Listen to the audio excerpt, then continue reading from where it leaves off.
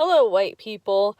Well, my cell phone is full, my computer is full, and I cannot do any more screen sharing or recording or anything like that. So I'm left to do this single take here on YouTube with the YouTube record button. This is my morning frappuccino, I guess you could call it. Anyway, how is everyone doing? All right, so let's talk about a few things that are happening in the news. So I guess in this DACA nonsense, a federal judge, this is hilarious, a federal judge says that DACA has to be reinstated because, it was illegal in the first place, but it was illegal that Trump, he cut it off and didn't allow anybody else to apply. And then he said it was illegal for whatever the guy's name, Chad Wolf. It was illegal for him to say that the work permits that these DACA recipients get can only last a year. And then the articles I read, they go on and on about these people, and they say, well, these DACA people, they're Americans because, they came here and they deserve a chance. And so many of them are in the front lines. And then they say, there's probably close to 2 million of them. And they're trying to say that 30,000 of them work as doctors or nurses or something like that.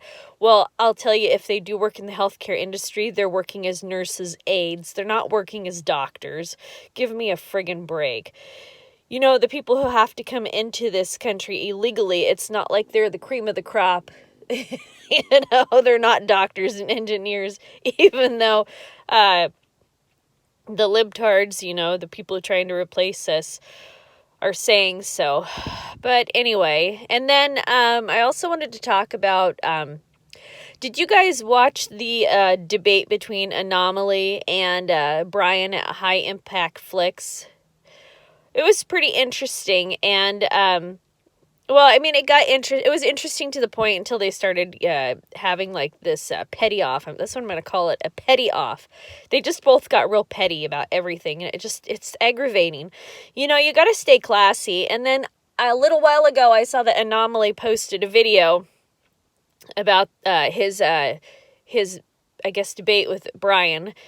And he was like, oh, well, Brian has masks for sale on his website, and he took it down.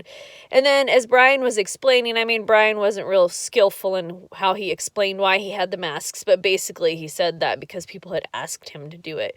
There are people who live in urban areas, who have to comply to with the mask stupidity. And it's not because of the government enforcing any of this.